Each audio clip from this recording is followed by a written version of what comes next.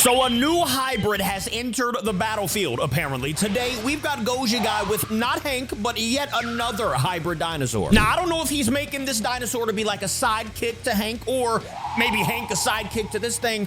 I don't really know, but I'm ready to jump in here because it's a long episode. And when I say long, I mean it's about like 30 minutes. So let's lock in. A big shout out to Goji Guy, and let's get to it. Creating the most unstoppable hybrid dinosaur. The hybrid war. You know, when I made Hank to take on the Indom 2.0, Okay. I would have never in a million years have expected his attempt to inspire so many others to create their own killer. That is kind of crazy how many dinosaurs came out of this. New animals are used more and more. People find ways to make their creature even more powerful than the last. To put it blunt, at this point, it's a game with metas. At the start, before the rules were at play, everyone just went wild. Once realism was a factor, people wanted to make the largest, then the sharpest, and then the most resistant. Every day, people make more hybrids, pushing the boundaries of the hybrid war further and further. There's a lot of cool hybrids that they made from this. And well, I take my rest, like Thanos, after making Vex, to demolish any hybrid in her way in the seas, and Hank 2.0, who is eagerly awaiting his arrival to Skull Island with the Indom.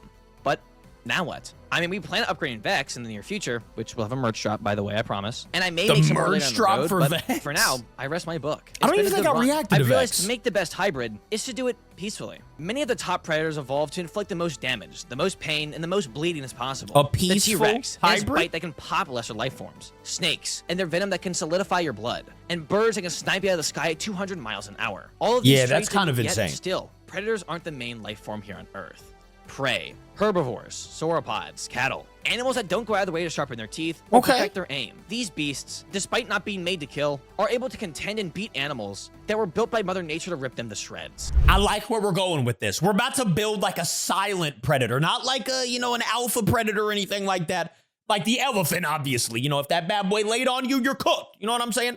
But what if that elephant was like, had the mindset of a tiger just in silent mode, you know what I'm saying? All these traits, and yet still, predators aren't the dominant force on Earth. It's the prey. The ones who endure. Elephants trample lions, bison break wolves, and hippos snap crocs. They aren't built to kill, but built not to die. So if predators have dominated the hybrid war, then maybe it's time we build a creature that doesn't need to hunt to win. A hybrid born from giants, who were never meant to fight, but can kill when demanded to do so. Today, we make the super prey, an animal built to survive. If he were to die to anything, it would be on his own accord. Today, we build a hybrid that snaps limbs in half, crushes skulls, and drowns his pursuers. Today, we build the most robust hybrid in the hybrid war. Hello, everyone, I'm your host, Goji Guy. What's his name? Most of you guys know me at this point. And today is finally time to make a new hybrid. The bills won't pay themselves, and also because one godzillion. In my last videos, we have made some of the most overkill predators to ever exist, from Hank to Vex and Hank 2.0. Time and time again, we find new ways to push the hybrid war and its limits. I don't think I ever saw Vex. But for real, in today's video, we're gonna take a page out of my buddy Madly Mesozoic's book and make a super prey, if you will. A creature not built to kill, but equipped with an arsenal that, with his looks alone, will scare off any predator that may be looking at him. Okay, yes, his looks are terrifying. I need to see that thing again. Introduce you to the newest hybrid of Goji Industries. While Goji Corp has Hank and Indom and gets them ready for battle, and Vex is off exploring the ocean with her siblings, we are here to humbly make a new hybrid. Who do we got? One that's not meant for battle, but just because he's adorable. I know he may look like a hellspawn, but I swear, you will come to love him. In today's video, we create the cutest over-the-top hybrid. Introducing Reiner. And if you want to see content ranging from dinosaurs, hybrids to kaiju in your inbox, then make sure you subscribe. And without further ado, let's get into it.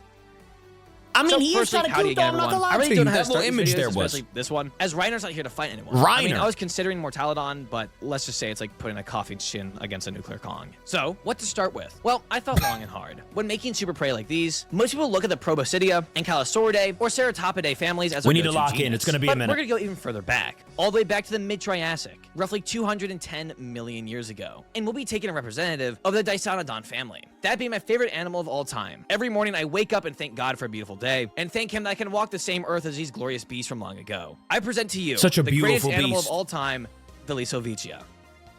The Liso. It's a big fella, but also just looks so adorable.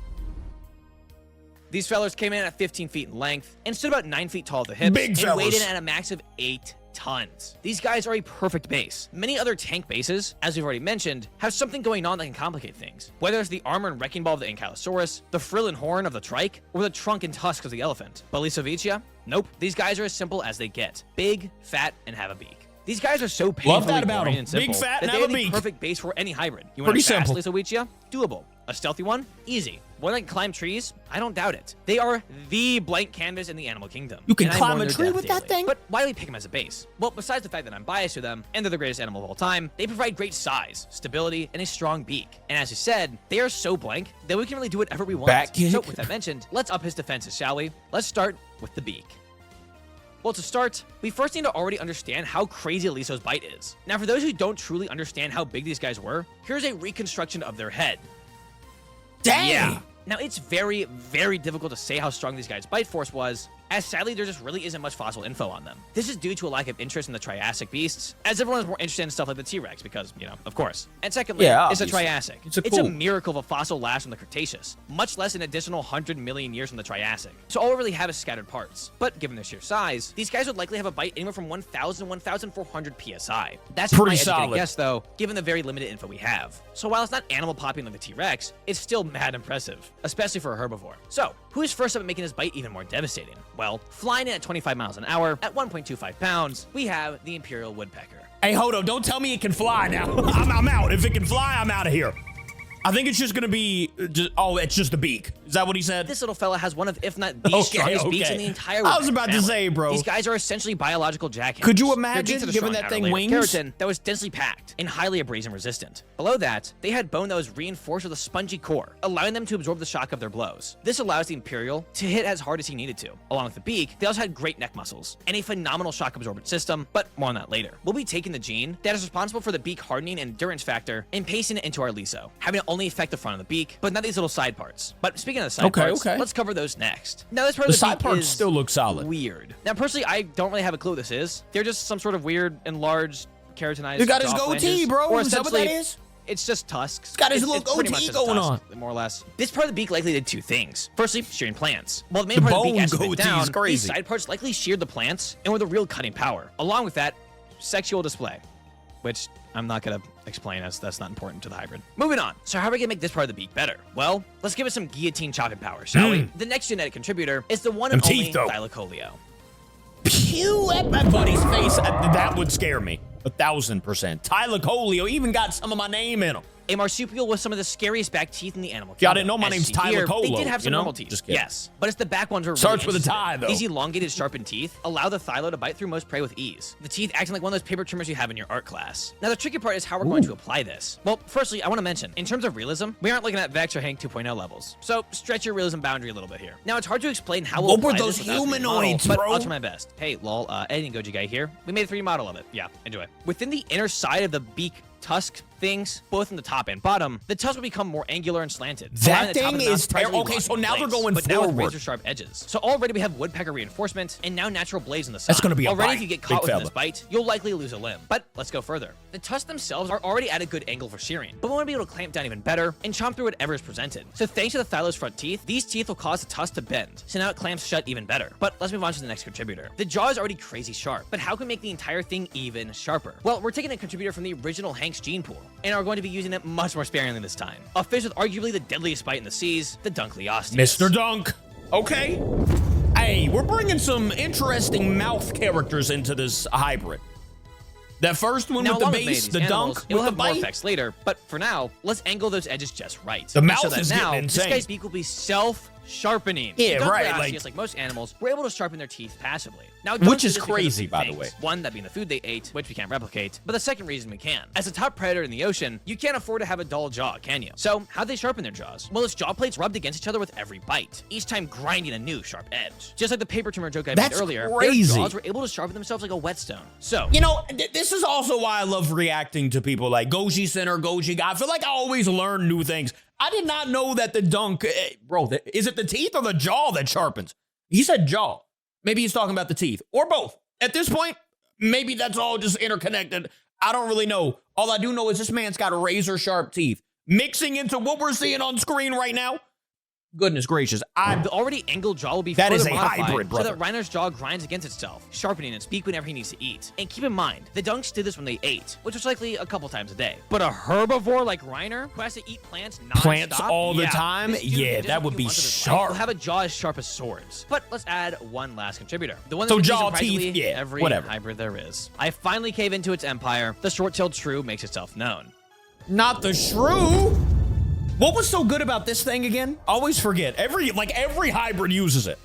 You all know why he's here, let's be real. This short-tailed shrew has a lot of iron deposits within his teeth. We'll be taking the specific gene responsible for doing that and have it run wild within Reiner's crazy dense beak and skull bones. But thankfully, the rest of his body won't be as compact as his beak, so the rest will stay as normal bone, at least for now. The shrew's iron enrichment would go wild within Reiner's face. So the iron enrichment, got you. Making his entire beak iron enriched, which is what gives him that demon look. So, now we have one of the largest beaks in the animal kingdom, reinforced by the Imperial Woodpecker. Yeah, so the beak, that's just the beak and the base so far. Doubly osseous self-sharpening attributes, and then all not iron the horns? Yeah. It's safe to say, we will bite through anything. Whether it's Hank's stomach, Indom 2.0's tail, or Samson's tusk. Anything that finds its way into biting range will be detached from the body within seconds. Along with a few other things that we'll cover very soon, it's safe to say already, we have made a devastating bite that no matter which hybrid you are, you won't want to be near. So at the beak down, let's move on to the rest of his head.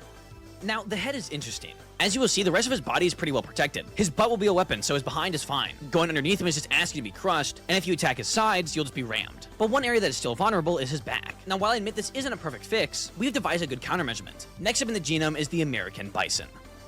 The bison, okay. My boy's really trying hard to just obliterate the Indominus 2.0 from existence. Given his Lysovichian base, which lacks a detached frill similar to Trike's, his skull has plenty of room to grow and develop bison horns. Taking the genome that is responsible for so horns, the bison horns, that's where it comes in. Long horizontal horns that go out and slightly back. At first, we plan on having them face forward, but we changed that as one, the beak is a more viable weapon for attacking head-on, so there's just no need. And secondly, they would be almost unusable at that angle, making it super difficult to hit anything. So, turns out, simple is better. Rather than tweaking them forward as we first did, the best bet is to just take them how they are. Now, if and when a hybrid climbs onto his back, Reiner has a good shot at stabbing deep into them with his horns. But another thing, the Lysovichia in the room, the red face. What is it? All right, well, put your tinfoil hats on. Let me cook. The entire kitchen. Yeah, what is the red face? All right, so this is Dunkly Osseous and you got Red Skull from Marvel. Now, before we explain, we're assuming the Dunk's armor was on top of their skin. Now, in recent studies, we're starting to have more evidence that the Dunks had the armor underneath their skin rather than on top. Now, whether you want to use that or not is up to you. But all we want is the outer face armor. So if you don't think the Dunks did have this, then just imagine it's a Jurassic World one instead. Now onto the how. How does he grow this armor? Well, rather than imprinting the literal bone structure of the Dunk, as if we were to copy and paste it, instead, the Dunk's genes will be spliced ever so perfectly as to where they grow around the head rather than grow in their natural shape. Think of it like a designer cat or dog. He'll be crafted just right so that his bone structure will grow and protect all of the vulnerable parts of his face, giving him an almost demon-like look. So with all that mentioned, that's the head. It definitely looks like a demon. There's one that major is terrifying. issue that presents itself now, the weight. With a denser iron-reinforced beak, along with iron-reinforced bone on his face, Reiner's head weighs much more than the average Lysovichia neck could normally hold. So, next up, let's make the neck stronger. Now, luckily, two of the previously mentioned contributors again show up here, starting with the woodpecker. Now, sadly these guys are extinct, at least as far as we know, we can get a solid estimate on their neck strength given their not so dead relatives, such as the pileated or great slatty woodpeckers. These birds can deliver up to 1,200 Gs of force. Oh yeah, they be throwing that meaning thing. Their heads endure 1,200 times the force of gravity in a single impact. For context, humans start to black out around 5 to 9 Gs, and a serious car crash might hit you with 50 to 100. Yet woodpeckers do this 20 times per second without any brain damage. This is thanks to their specialized shock-absorbent muscles and bone structure in their neck and skull, which is exactly the kind of reinforcement Reiner needs to be able to handle the sheer weight and recoil of his iron-reinforced beak. These incredibly powerful muscles, at a larger scale like this thing is already like that. Give Reiner an incredibly strong really neck, like that. But he does need a little bit more if he doesn't want to have constant neck pains. Next up, adding to the strength of the neck, the Barbary lion. We're adding the lion into the mix. Like I said, I mean, this is going to be a terrifying beast, even though it's not going to be like a predator. Also extinct. Good job, humans. Also known as the Atlas lion, was the largest lion to ever exist. Not only the largest lion, but also, debatably, the largest feline to ever exist. The only cats that pose a threat to its crown being the Siberian tiger or the Smilodon populator. What is a populator, you may ask? Well, it's this right here. Today's video is brought to you by Creative Beast Studios. Now, the Barbary line will be used for their insane neck muscle volume, having an incredibly thick and powerful musculature arrangement. Though with that being said, we need to be careful how he mixes with the woodpecker's muscles. While the woodpecker's muscles are crazy strong, there isn't much. So what we will be doing is pulling the sheer volume of muscle from the Barbary lion, but having Reiner develop those muscles more like the woodpeckers. Think of it like this. The lion provides the scaffolding, while the woodpecker provides shock-absorbent tech, protecting Reiner's brain and neck from getting damaged during high-speed strikes. Oh, bro, that always hurts my head when I see them together. Do that. They form a neck that is not just strong, but engineered specifically to hold his head and to be able to take heavy blows and thrash around with insane force. And all this also provides Reiner with the hardware needed for his crazy bite. Such and lastly, another hybrid. animal that's already made itself known, the American bison. Now, what are we taking from these guys? Well, besides the horns from earlier, we're also taking their vertebrae. Let me know in the comments, what is y'all's favorite hybrid that we've seen? Take a look seen? for yourself. A bison's vertebrae C3 through C5 are larger, thicker, and more robust than the normal vertebrae. The thick vertebrae from the bison lets Rhino not only support the weight of his massive skull, but also supports the constant tension of pulling, thrashing, and biting without snapping under pressure. Not only does it help as is, but by extending the surface area of his neck, it now allows the lion's growth patterns to go even further, adding even more muscle than normal. How well would that work? Is there like a certain amount of animals they can mix to make a hybrid? At the volume and thickness of the barbarian Or can they lion just keep that going? is then further extended by the bison and Always his vertebrae. forget. Said vertebrae also help support the neck even more. But there are a few other things to add. Firstly, Reiner's mane. One of the few places unprotected is Reiner's neck. While he does have a dunkly osseous bone, as you can see here, there's still an open gap with a whole bunch of muscle. That's Said true. muscle needs to be protected at all costs. So, we'll be altering the lion's main attributes to grow through his scales, which we'll cover in a moment. Now, why is it white, you may ask? Well, I don't know. It looks cool. All right, man. Just keep up. This huge mane allows Reiner to stay safe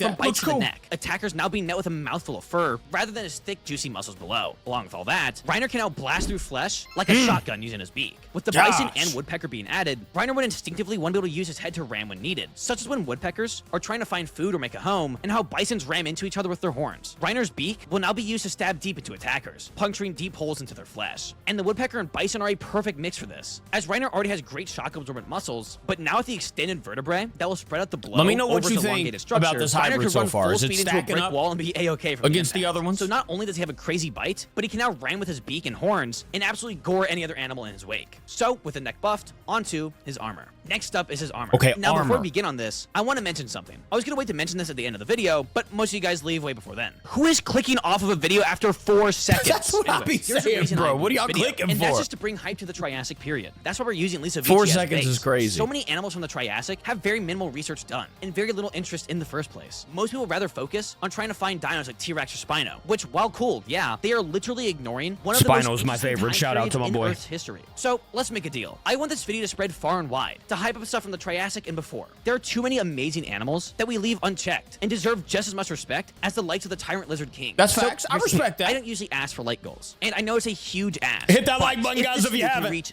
30,000 likes. I know. Make that's sure a you huge go like goal. Goji's I will video. fly all the way to Warsaw, Poland, and go to the Museum of Evolution. Why? Well, they're the What only the- institute that has a Lisoviccia skeleton. So if you want to learn more about cool stuff like that in the future, That's kinda and make crazy. me spend a crap ton of my Yeah, own hit that like button. Go to Goji's guy. Go to Goji guy's channel and hit that like button. And subscribe too, of course. Anyways, durability, skin, scales. It'd be kinda yada, yada. crazy. Let's I don't go. wanna see so that. what armor are we looking for? Well, in Reiner's armor, there are 2 contributors we're interested in. Those being the best 2 animals from Hank 2.0 and Indom 2.0's genome. The dwarf croc and the Mylodon. Okay, so we're adding a croc into the mix. Got you. We're gonna have a little bit of armor here, ladies and gentlemen. And the Mylodon, I'm not super familiar with that one. I'm not gonna lie to you. Now we need to mix these properly. We're taking the dwarf croc scutes as they help against any slashing attacks, while the Mylodon has thick, dense skin with tiny dermal ossicles, aka bone nodules, embedded within their skin. So it's the skin. How will this skin work? Well, it's weird, so let's break it down. There will be more or less 3 layers to Reiner's armor, starting with the base layer. This bottom layer is mostly Mylodon-like tough connective tissue, being both thick and durable. This acts almost as shock absorbance, and is the main damage resistance layer. On top of that, we have the dermal layer. This layer will be embedded with large, denser croc-like osteoderms. Think of them like big scales. Bro, how do you that are even locked into the break tough through base that? hide. And finally, the top layer, that being the epidermis. This layer is covered in keratinized croc scales, or more accurately, scutes, similar to those of the dwarf croc. What And due to the- Reiner's body type, they might even show subtle overlapping patterns for mobility at the joints, though they aren't perfect. Now, the only issue is the mane. How does it grow? It sounds well, I pretty suppose perfect. the best argument is that it would just take a long time, not growing nearly as quickly, as the hair from far below needs to grow and sprout out of the gaps between the scutes. But after a long time, the mane could grow in. Next up is a interesting contributor. Reiner is covered when it comes to his face, being able to bite. Who through would just y'all about pick, anything Reiner presents or him, Hank and he's able to 2.0? lure predators out of chasing him. Or He has his Indom mane to protect his 2.0, neck, let me know. And croc scoot skin stuff to protect his underbelly and give him overall great durability. I don't know. But he isn't agile for crap, meaning if he needs to turn around to attack or protect his behind, it'll be hard for him to do so quickly. So how do we fix this? Well, Overseer, my Australian pal, you'll be happy to see this guy. One of the cutest little guys down under, with their reinforced butt plating, we present the Wombat. The Wombat? I don't think I've ever seen a Wombat used in a hybrid video before. The Wombat? Now, if you know anything about the Wombat, Yes. you likely know why it's here. But to those who don't, It's so I want you to adorable. guess. I'll give you a moment. How do you think wombats kill their pursuers? Their teeth? Claws? Maybe tools or poison? I'll give you a second. Strangleholds. All right, got it? Well, okay. Wrong. The wombats kill, I kid you not, with their butts. Wombats have a reinforced bone-plated rump, if you will. With having their a what? super dense plate of fused bone. Pretty much like butt bone armor. Want proof? Well, back to what I asked. Butt Wombats bone literally armor? kill by crushing a predator's skull in their burrow using their butt. Adding this to the giant that is Reiner means if he were to sit on any attacker, he will break some bones and likely pop them just by sitting down. Much less if he whips his bottom back and forth. He'll be able to ram his bony butt into attackers, easily knocking over the likes of Indom 2.0 or the Hanks. So he's got the wombat cheeks. That's crazy. But now, if a predator tries to sink their claws or, Lord forbid, their teeth into his bottom, yikes. Oh, they're breaking. They will have a rough time. They would honestly hope gonna their need a teeth break on dentist. impact, as if they get stuck, they will be getting crushed. Or Reiner, again, can move side to side, either ripping their teeth out or killing them from the whiplash. So, with that at play, we have 3 more contributors left. And after that, we'll cover the issues he'll face still got day-to-day 3 more? and what his genome has to help. Next up is his inner workings. Now, when it comes to editing his inside, there's really only one notable thing, that being his lungs. Oh my Along with the goodness. Mylodon from earlier, we're also throwing in Thalathocnus. Bro, this hybrid is definitely one of the best ones that I've seen. Already, we have 3 more contributors going into this. Just like Hank 2.0, this is being added to allow him to have great lungs, allowing Reiner to go underwater for a few minutes. If he were to just stand there, he could likely stay underwater for like 15, 20 minutes, but if he's fighting, it's closer to 5. So, it's 5 minutes is still crazy, though. Which we'll cover why soon. And to add more congruity to the hybrid, given it already has Mylodon within. So with that being mentioned, let's move on to the issues he would face and what the genome has to negate the problems. First up, let's cover the big issue, his face. While cool and durable, that much iron can cause a lot of issues, specifically iron poisoning. If you don't know what happens when you get this, let me break it down so you can grasp the severity of it. Now, this happens when iron overloads the blood. Now, while it's mostly on the outside, over time, it could cause some effect. Firstly, it can damage DNA, proteins, and cell membranes. Along with that, organs will start to deteriorate from the inside out, especially the liver and the gastrointestinal tract. Pretty much its entire digestive system, including your mouth, stomach, both intestines, and much more. You'll also start to vomit often, have internal bleeding, and it can even cause your heart to fail. So this is a big issue. Other hybrids like the Indom 2.0 or Hank have iron, but only in tiny amounts. While Reiner over here looks like he got his iron from X-Rain in a Minecraft server. So what will we use to balance this out? The mighty and graceful domestic pig. The pig? So the last 3 are a pig. We got a wombat. What in the world? Pigs have evolved over time to take in and regulate iron extremely efficiently. This is due mostly to their gastrointestinal tract and liver being so good at filtering and detoxifying. Adding this to his genome now makes it that the limited excess iron that makes it from his face into his blood will be filtered and taken care of before he has any chance of getting serious damage. As we covered earlier, his neck has been heavily modified to carry his head, thanks to the bison, woodpecker, and lion. Though his joints will also have to deal with the new weight, so how will he hold up over time? Luckily, 3 contributors help with that. Firstly, Mylodon. Similar to his fellow big back Samson, we'll be incorporating the Mylodon's extra foot bones into Reiner. Luckily though, the Lisovicea already had an incredibly built foot, and the Mylodon structure on top of that helps spread the weight out even further, which now also makes it harder for him to tip over. Along with all of that, due to his size and weight, which will increase greatly with the next contributor, we need to have good joints. Thankfully, Thalathocnus contributes great joint longevity, and the dwarf crocs already have very durable joints and can heal slowly over time. So any aching and injuries are helped with those contributors. But now it's time. The final contributor. And this is where it gets really odd. Now, okay, well, we haven't been really odd. We'll shave some years off of Reiner's life, but it's not like he'll know that. It is yet to be in any hybrid at this point. It's not an animal, nor is it a plant. It's a mutated gene. The final contributor to Reiner's genome is Gigantism.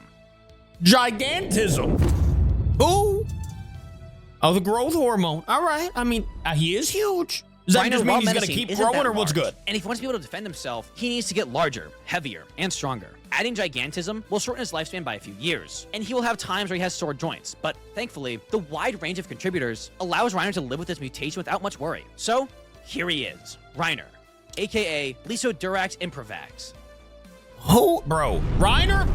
Pretty much a savage. Let me know what you all think about him in the comments, but like, I mean, this chonker comes in at 15 feet tall and weighs a hefty 12 tons. From durable black scales to a shiny 12 white mane tons? to his unstoppable bite, Reiner is a freight train with blades. But now with Scary Boy's genome at play, let's move on to his home. Now, as I promised, I don't know if I promised it in the script, I've been writing this for a few days now. Despite Reiner looking like a hellspawn, he's just a cute little guy. Now, firstly, we need to select a home for Reiner to live. So we'll be demolishing the reserves there, and we'll be placing Reiner in Hell's Gate Geothermal Reserves in New Zealand. Now, why do we place Reiner there? I'd never be there anyways. I'm glad you asked. This place gives Reiner the 3 things he loves most: dirt, water, and mud. Starting with water. Now, besides the fact that, well, he needs to drink water, but along with that, there's one issue he still would struggle with, that being overheating. If on a hot day and he has no shade, Reiner can overheat, and he doesn't have a great way to cool off. So being near water allows him to go in and cool off. Not only that, but it allows him to escape any predators, simply by just running into the water. Thanks to his good lungs and weight, he will just sink and walk on the riverbed, allowing him to escape predators and cool off when needed.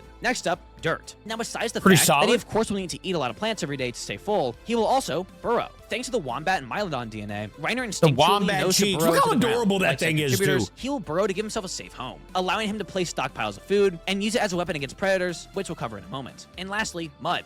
Yes, really. Now, why does mud matter? Well, a few reasons. Firstly, it'll prevent him from being bored. Thanks to the pig and bison DNA, Reiner will wallow when bored, and also use it as a way to clean himself. The mud will also provide relief to his joints and sore spots. But most interestingly, it that helps with iron. gigantism Now, I or want to say whatever, off the bat, whatever it I is. sucked at biology and chemistry. I do not know how I passed those classes. So I'm going to do an absolute face value scrape of this, and if you have any further questions in the comments, do not expect a reply, as I have no clue how to elaborate further. For this, I actually had to contact my chemistry professor and make sure everything checked out. And she said, more or less, yeah.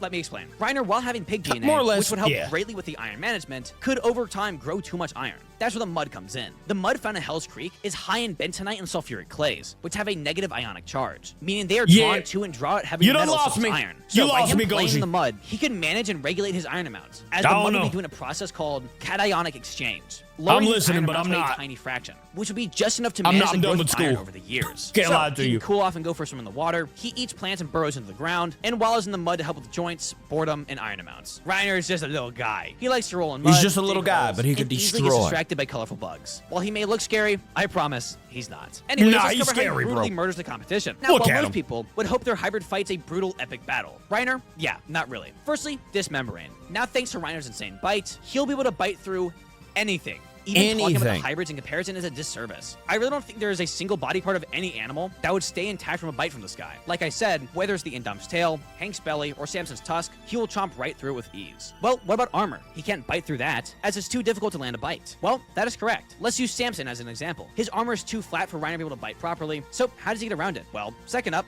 goring. Thanks to his reinforced iron beak, along with his shock-absorbent muscles, and the sheer force he'll be hitting with, That he will ram easily one good break through time? any armor and flesh, creating giant holes in other hybrids' bodies, which could cause them to bleed out if he lands multiple. If they get away, they'll infect over time, and along with all of that, depending on how long his beak is lodged into their veins, he might be able to give them iron poisoning. So we have limbs being chomped off, or being gored and dying of infection afterwards. But there's Is quite a this bit the more. best Next hybrid up, of all the time? horns. This one is simple, but likely wouldn't happen much. I don't know. If Reiner's in a 1 of a million battle, where another hybrid is on his back, if he can land the proper hit, he could land a devastating blow with his horns, possibly stabbing his horn into the attacker's throat, causing them to bleed out, and crushing their windpipes. And all of that is just his head. Let's move on to the rest of his body. Firstly, his underside. If you're a smaller hybrid and try to go underneath, thinking you can cut open He his can just belly, lay on well, you, big now fella. you have 11 tons of fat falling Yeah, onto right. you. Good job. And while it likely won't kill, his body alone is like an ankylosaur tail. If he rams into you from the side, his sheer weight will break bones and knock over the heaviest attackers. But now onto the funniest ways he can kill.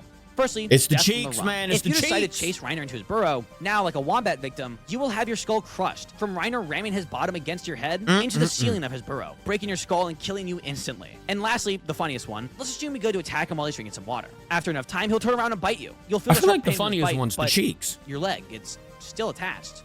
That's strange. Well, that's when Reiner will run as hard as he can into the water, mouth still clamped onto the attacker. And thanks to superior lungs and the fact that he sinks, Reiner And will he drag his sinks, attacker yeah, into the 'cause of water the- and bro. wait for them to drown before walking back up to enjoy some food and play in the mud. Not the So, reverse. slicing, goring, crushing, drowning, and stomping. Reiner has a good counter to all types of attackers. Waking up from Reiner's his a burrow, eating savage. some grass, rolling in mud, watching butterflies, brutally killing his attackers, and drinking some water is on his daily schedule. So, there he is. I hope you all enjoy him just as much as I do. I actually as he is do. my little Let me fat know what you baby. guys think If of you wanna make an Reiner in the attacker, go for him, comments. Go for it. But I do have a fun idea. A hybrid short competition, if you will. If you want to make Reiner's day even more interesting, make a YouTube short trying to create the most colorful and most interestingly patterned butterfly or other bugs for Reiner to watch in his free time. The winner will get a custom piece of Reiner and said bug. Hey, there so if you you want go. to support Reiner's lazy Beautiful. lifestyle, If then you consider guys joining. wanna do and that, use hashtag Reiner there you go, bug. Reiner Anyways, bug. thank you all so much for watching. Nah, Goji guy, thank you so much for making. Normally we talk more in those. Sorry I didn't talk a lot. I was just super consumed into like everything that was going on into that hybrid, which is pretty insane. We got a wombat throwing cheeks at. Okay, you know what? I'm done talking about it. Let me know what you guys thought of Reiner, the new hybrid. I will see you guys in tomorrow's video. Thank you for watching with me. I love ya. Goodbye.